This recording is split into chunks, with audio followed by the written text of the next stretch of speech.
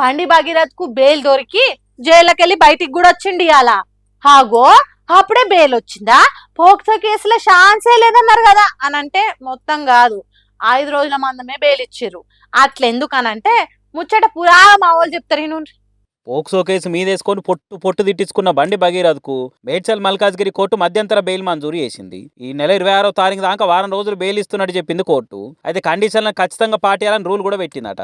POCSO కేసులో పేరెక్కించుకొని 9 రోజులు జాడపత్త లేకుంటున్న బండి భగీరథ్ను పేట్ బషీరాబాద్ పోలీసులు మే 16 తారీఖు నాడు అరెస్ట్ చేసి కోర్టుకు అప్పచెప్పిన ముచ్చట తెలిసిందే. అటు ఇంకా రిమాండ్కు పట్టుకపోయి కేసు దర్యాప్తు చేసే పనులు పడ్డారు పోలీసులు. ఇక అప్పటి సంది చెర్లపల్లి సెంట్రల్ జైలునే ఉన్నాడు భగీరథ్. అయితే ఇంజనీరింగ్ పరీక్షలు రాసేందుకు మధ్యంతర బెయిల్ ఇవ్వాలని భగీరథ్ తరపు లాయర్ కోర్టును అడిగారు.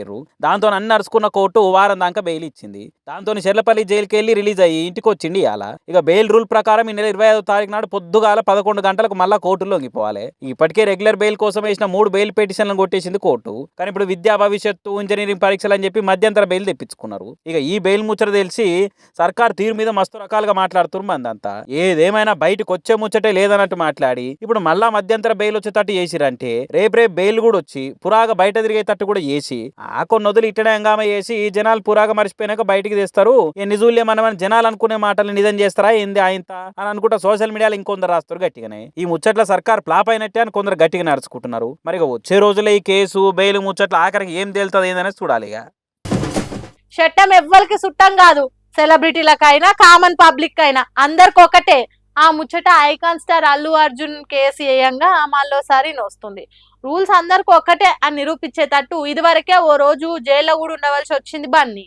ఇప్పుడు ఇగో ఇట్లా కోర్టుకు రావాల్సిందే అని ఆర్డర్ వచ్చే వరకల్లా ఈ కేసులో కొత్త వార్తలు గీ తీర్లీని వస్తున్నాయి. ఇప్పుడు తగ్గేదేలే అన్న పుష్ప డైలాగ్నే మళ్ళా అల్లు అర్జున్ కే చెప్పుకుంటా రూల్స్ ముచ్చట్ల మేం కూడా తగ్గేదేలే, సప్పుడు చేయక కోర్టుకు రావయ్యా అని ఆర్డర్లు వచ్చినాయట.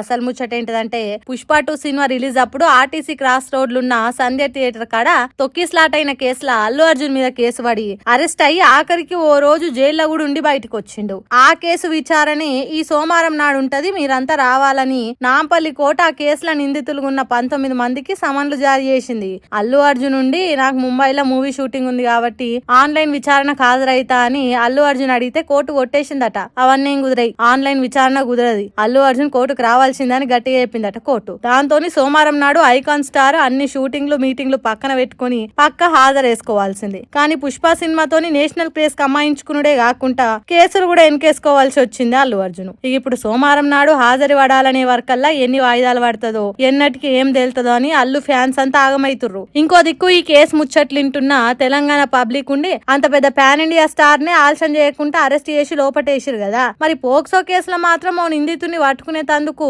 ఎందుకు 9 రోజులు దొరకలేదు అనుకుంటే ఆలస్యం చేసిర్రు. చట్టం అందరికి సమానమే అన్నప్పుడు లీడర్ల కొడుకులకి, సినిమా స్టార్లకు, కామన్ పబ్లిక్ కు అందరికి ఒకటే కదా అనుకుంటా కామెంట్లు వేస్తున్నారు సోషల్ మీడియాలో. చూడాలిగా సోమవారం నాడు అల్లు అర్జున్ కేసులో కోర్టు ఏం చెప్తుంది, ఏం కథ అనేది.